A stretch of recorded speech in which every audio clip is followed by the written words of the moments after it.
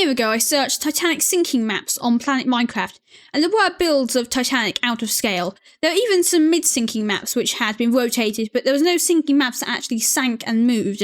Like a normal person would do, I walked away. Nope, and nope. I restarted this Titanic project in early February 2023. I had learned from my mistakes and roughly laid out the build first. But looking back at this, I probably should have laid out all the rooms first rather than just laying out some of the rooms that I was going to make. And back then I was using a different set of plans, which I didn't understand, so I accidentally made this tank 40 metres longer than in real life. I know a quick Google search told me what I needed to know. So rather than 269 metres like it was in real life, it is about 319 on my build. But anyway, for the last minute, I'm building parts of A Deck. I don't have any footage of boat deck building, so I didn't know I was going to put this on YouTube. I did this myself, and I still am. I know very basic knowledge of Minecraft commands, so I used command blocks to make things like heaters, taps, and machines along the map, along with a little bit of redstone to trigger things like command blocks, like at night, the heaters turn on, and in daytime, they turn off. Also, in the C deck area where you do the reservations for the dinner table, you can open the window up with a lever. Now, for a very brief moment, you can see the lifts, which I made actually work using command blocks. I had to change their sizes, though, slightly from in this clip. One of my favourite things about making these builds, you can see it especially in this clip, is where the stone kind of floor becomes the walls, and then the stairs get put in, and then lights get set up depending on which room you're making. Like especially in this shot here where I was laying out the room, and it becomes this nice lit up kind of environment, like a nice room, a restaurant, or a wall.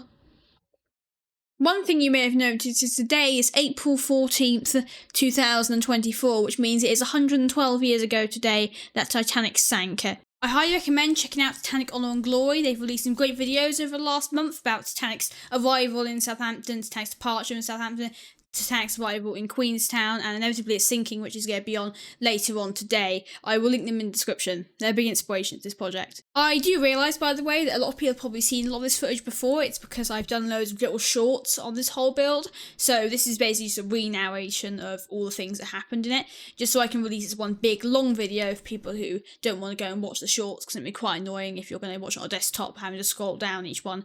That's what this is mainly about, but it's surprising how short, like, over 50 hours of work is when it goes down into literally, like, 5 minutes. I don't know, it's just so soul-crushing for me, because you, like, watch it and it just goes by so fast. And by 50 hours of work, I just mean A Deck. It's taken about 300, the whole thing. A lot of this footage is about a year old. We've done a lot more of Titanic so far. I think about 60% of the way through at the moment. Just a couple of days ago, I started building boiler room number 5, which is still a work in progress. It's kind of, I'll show a picture on screen. Right now I'm building the lounge. The lounge is just kind of the area where first class passengers would hang out, but in the Titanic film you actually see it sinking right at the end, this room kind of underwater. It's a bit of morbidity actually, because I think it's a person like floating around in the water there. So that's the Titanic film. Then they actually extended the first class promenade. The promenade goes all the way to the back, and actually on the Olympic there was a second one underneath on B deck, but they got rid of it and replaced it with deck space. That also means Titanic is bigger than the Olympic, even though it's not actually longer, just because it has more gross registered tonnage, which is space in the ship, which can be considered tonnage, part of the ship. And the airspace in the promenade just didn't count, so getting rid of it and putting cabins in there made it technically bigger. So this is the aft grand staircase. The aft grand staircase is never talked about. It's just a second stairwell, which is at the aft end of the ship from the front end of the ship. So it was completely destroyed during the breakup. None of this exists anymore because the breakup just kind of disintegrated part of Titanic. But every single class actually had 2 main stairwells you could use.